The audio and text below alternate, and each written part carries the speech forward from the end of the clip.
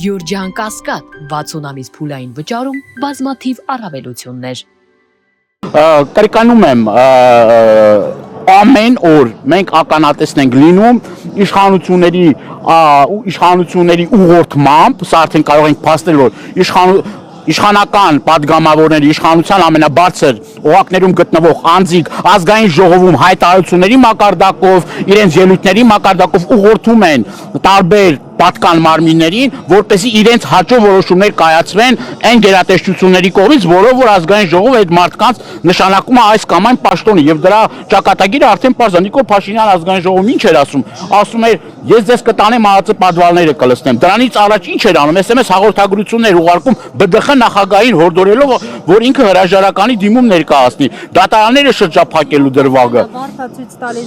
Այո, վարդ սրտիկներ, բայց այս ամեն ինչը կարա ցանկացած բռնապետ այդ վարդներ կարա ցույց տա, այդ սրտիկներն էլ կարա ցույց տա, բայց դրանով խնդրի էությունը չի փոխվում։ Այսինքն ինքը կարա սրտիկ ցույց տա, բայց հաջորդ պահին SMS հաղորդագրություն ուղարկի, այդ սրտիկ ինչ կապ ունի։ Դու ժպտալով ես անում, ծաղիկ ես դնում, չգիտեմ, քու պիջակի վրա, թե ինչ ես անում, դրանից չի փոխվում բուն էությունը այս ամեն ինչի։ Եվ հստակ է սա, որ այս մարդը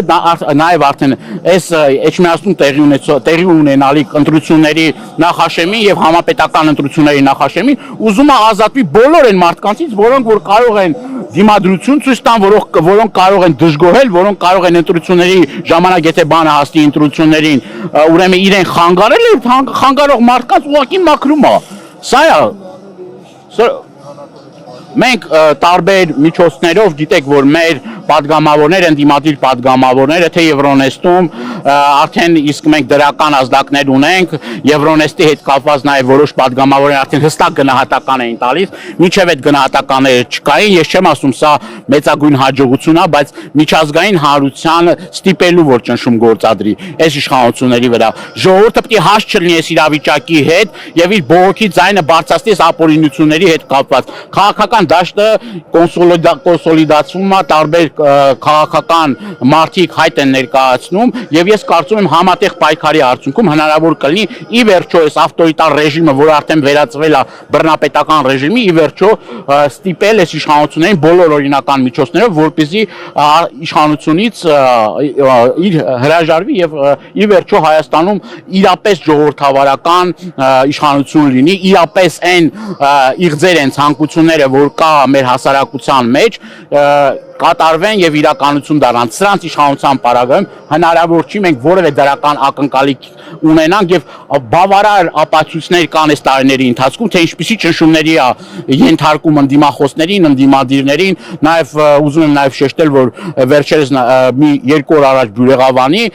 ուրեմն համայնքապետի ընդդիմադիր, դուք այս ցանկը նայեք բոլոր ընդդիմադիր համայնքապետերին։ Հիմա էլ արդեն ապարան համայնքում են որոշակի գործողություններ արվում եւ սա արդեն դարձել է իրենց ամենօրյա գործառույթների մի մասը։ Պարոն Դանիելյան, ձեր իշխանով եք հավատում դրան։ Պայքարի այլընտրանք չկա։ Մենք բոլորս այս տարիների ընթացքում պայքարել ենք, մենք հետ չենք կանգնելու մեր պայքարից, որևէ մի մարդ, եթե այսօր ես երեք մի քանի ժամ շարունակ իմ գործընկերների հետ ԱԱԾ մեկուսարանում եմ եղել, սրբազան հայրերի մոտ եմ եղել, եթե սրբազան հայրերը, որոնք ամենապատվելի մարդիկ են մեր հանրապետության մեջ, այսօր այդ զրկանքները պատվով եւ արժանապատվությամբ են տանում եւ որևէ մի քայլ հետ նահանջ չեն անում, եթե որթեկորույս ծնողները, հերոսացին ծնողները հետ քայլ չեն անում, էլ կարամ շատ մարդկանց անուններ, պատվելի անուններ նշել, որոնք որ հետ նահանջ չեն անում։ Մեր բոլորիս պարտքն է, որ միջև վերջ կանգնենք մեր սկզբունքներին տեր կանգնենք եւ ի վերջո այդ հաջողությունը երկար սպասել իրեն չի տալ։ Ինչքան էլ որ բռնաճնշումների ենթարկվեն, ինչքան էլ մարդկանց բռնեն, դուք տեսնում եք, որ ոչ միայն սրբազան հայրերը, այլ նաեւ մինչև այս պահը նույն ընտրված քաղաքապետներն էլ էլի պատվով են տանում այս ամեն ինչը եւ ի վերջո այդ մարդկանց հետևին կան այդ մարդիկ ընտրվել են, չնայած իշխանությունների գործելավոճի, որ ամբողջ իրենց գործիքակազմը կիրառում են, ամբողջ պետական ռեսուրսը ներդնում են, անգամ այդ պայմաններում այդ մարդիկ չեն ընտրվում։ Նույն Փարաքյարի օրինակը, նույն Մասիսի օրինակը, նույն բազմաթիվ այլ օրինակներ կան։ Գյումրիի օրինակը, Ախուրյանի օրինակը, Ալավերդու օրինակը, բանի Բերդի օրինակ, Բերդում ինչ էր կատարվել։ Երկու տեխնացուին կալանավորեցին, ընդամենը երրորդին երևի ինչ որ խղճի խայտ առաջացավ, կին տեխնացուն ընտրվեց։ Այսինքն համատարած է այս ամեն ինչը, ամենուրեք է ամեն ինչը։ Եվ եթե խոսենք վարչական ռեսուրսների կիրառման, ապա այսօր տոտալ վարչական ռեսուրսի կիրառում կա ընտրություններ, բայց անգամ այդ ամեն ինչը կիրառելու պարագայում էլի մեր հասարակությունը ոչ է ասում։ Հիմա վաղաշաբաթում է ընտրություն է լինելու օրերս, այնտեղ վարչական ռեսուրսի կիրառում դուք տեսնում։ Դա իհարկե ինչի մասին է խոսքը, վարչական ռեսուրսը լիուլի կիրառվում է, դուք գիտեք, որ տեսեք սկզբից ինչ են անում, սկզբից այն համայնքները, որ կան, ավելի են խոշորացնում, թե ինչ է, խոյ համայնքում որոշակի քվեներ ունեն, այդ խոյ համայնքի ուրեմն գյուղերը, որ կան, միացնում են Էջմիածին համայնքին, վաղը մյուս օր եթե պետք կլինի, նաև կարող է դրան միացնել նաև ուրեմն չգիտեմ այլ համայնքներ, Արմավիրի մարզից, կարող է Երևան համայնքին էլ միացնել, միայն ու միայն իրենց նպատակին հասնելու համար։ Դրանից առաջ սոցիալական աջակցության ծրագրերով, այլ ծրագրերով, չգիտեմ, տարբեր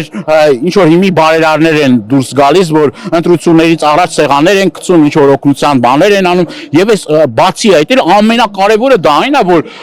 մարդիկ, որոնք որ նախարար են, որ պիտի իրենց պարտականությունը կատարեն, իրենք բուկլետ բաժանելով են զբաղված։ Նախարարները, պաշտոնյաները, ես չգիտեմ, տարբեր պաշտոնյաներ դուք կտեսնեք ինչով են բուկլետ բաժանելով ակնհայտ,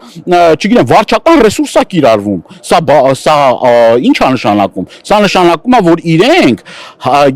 վստահ են, որ ժողովրդի քվեն չեն արժանանում, փորձում են նման մեթոդներով արդեն իսկ ընտրությունները ազատ, արդար եւ թափանցիկ չի այդ գործիքակազմերը կիրառելով։ Ես եմ շնորհակալ։